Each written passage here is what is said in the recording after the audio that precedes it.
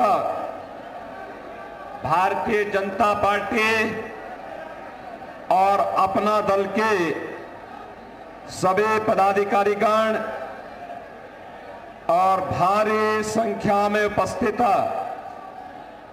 दुग्धे विधानसभा क्षेत्र से जुड़े हुए मेरे सभी उपस्थित बहनों और भाइयों,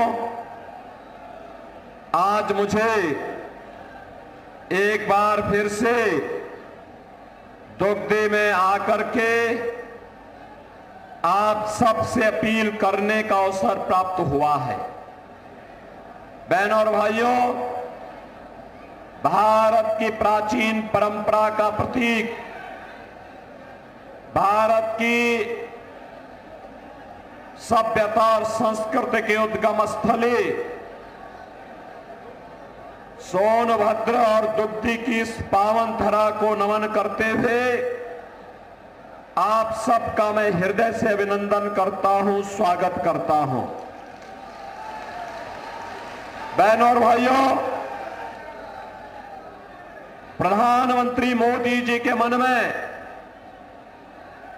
भारत के विकास और भारत की विरासत दोनों के बारे में जो संवेदना है, उसी संवेदना का परिणाम है अयोध्या में रामलला का भव्य मंदिर 500 वर्षों के बाद आज बन करके तैयार हो गया है।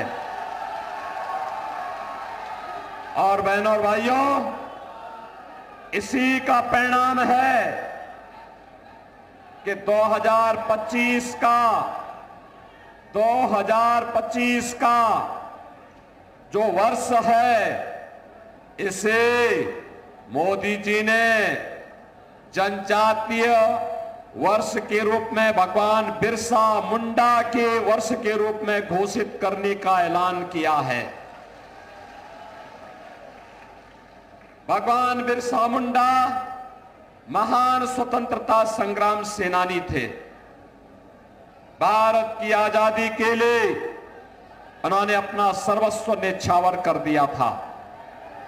हमारे जनजातीय बंधुओं के गौरव के लिए उन्होंने भारत के लिए जनजातीय समाज को भारत की आजादी के साथ जोड़ने के लिए प्राणपण से कार्य किया था।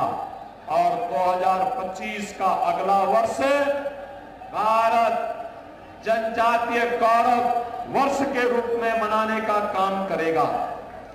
बहनों और भाइयों, आज हमारा भारत दुनिया की एक बड़ी ताकत बन रहा है।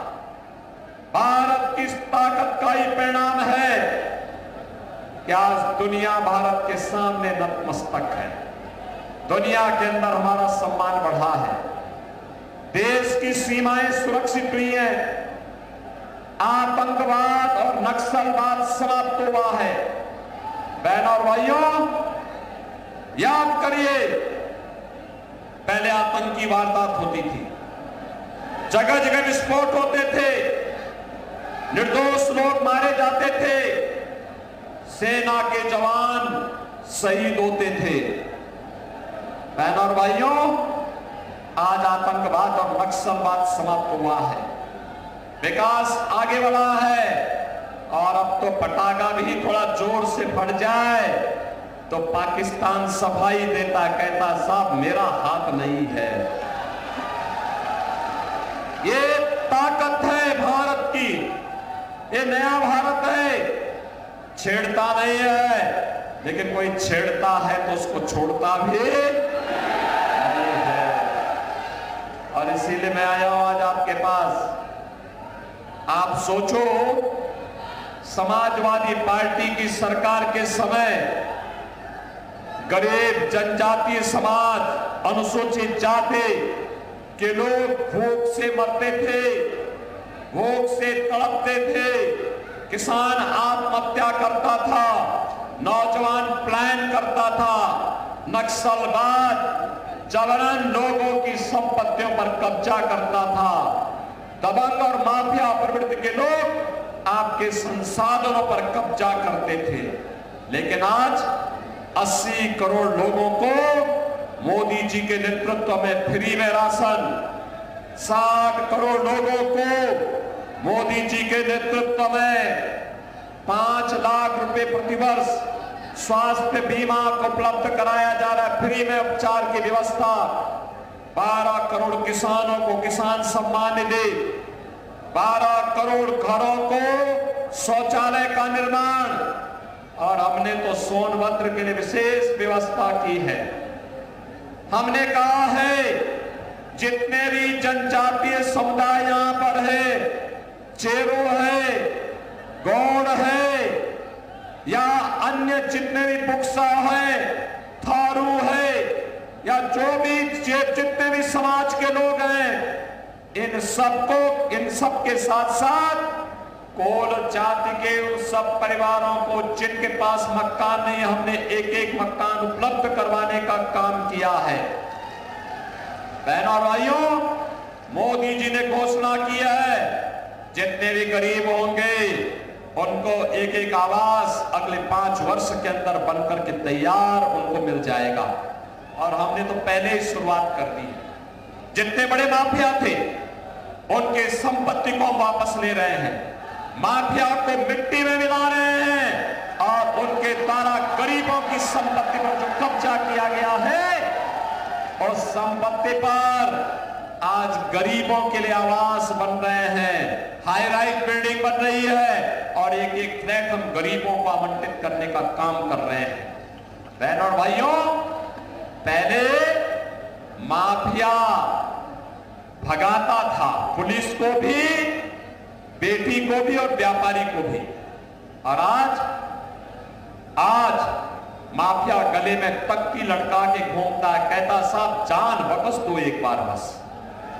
हमने कहा नहीं, तुम गरीबों के शोषक हो, तुम्हारा वही हाल होगा जिसके तुम हकदार हो। और बहनों और भाइयों, इसीलिए मैं आज आया हूं। सुरक्षा की गारंटी भाजपा आपको दे रही है, विकास की गारंटी भाजपा आपको दे रही है। याद करिए, पहले माफिया अभी होते थे, जंगल माफिया, भू माफिया, खनन माफिया, लकड़ी माफिया, सैंड माफिया, पशु माफिया, ये हामी होकर के आपके संसाधनों पर जबरन कब्जा करते थे। और आज बहनों और भाइयों, माफिया समाप्त, अब विकास हो रहा है, कनेक्टिविटी, 4 लेन 6 लेन की सड़कें, और हमने तो ये भी किया है, यहां जितने भी जनजातीय परिवार हैं जिनके पास संपत्ति नहीं है उनको पट्टा करने की कार्रवाई भी अंतिम चरणों में चल रही है। और मैं उन्हें आश्वस्त करता हूं, हर एक परिवार को उसका अधिकार दे करके ही रहेंगे। बहनों भाइयों, जिन लोगों ने आपको 70 वर्षों तक एक एक बूंद पानी के लिए तरसाया था, जिन लोगों ने विकास के लिए तरसाया था, यह सबसे अच्छा समय है जब एक और भाजपा की सरकार आपको हर घर नल की योजना के माध्यम से शुद्ध पेयजल उपलब्ध करवा रही है। तब आपके पास एक अवसर है कि जिन लोगों ने पानी के लिए तरसाया था, आज उनको एक एक वोट के लिए तरसाइए। जो लोग यहां की अशांति के कारण थे, उन लोगों को अपने वोट से जवाब दीजिए। बेटी और व्यापारी की सुरक्षा के लिए जो खतरा थे, उनको एक एक वोट के लिए तरसाइए। जिन लोगों ने यहां के विकास को बाधित किया, जिन लोगों ने इस क्षेत्र को बदनाम किया, उनको एक एक वोट के लिए तरसाइए। और इसीलिए आज मैं आपके पास आया हूं। लोकसभा के चुनाव में देश की जो आवाज है, उस आवाज के साथ सोनभद्र और दुर्ग की आवाज भी जुड़नी चाहिए। देश की आवाज है, फिर एक बार, और अब की बार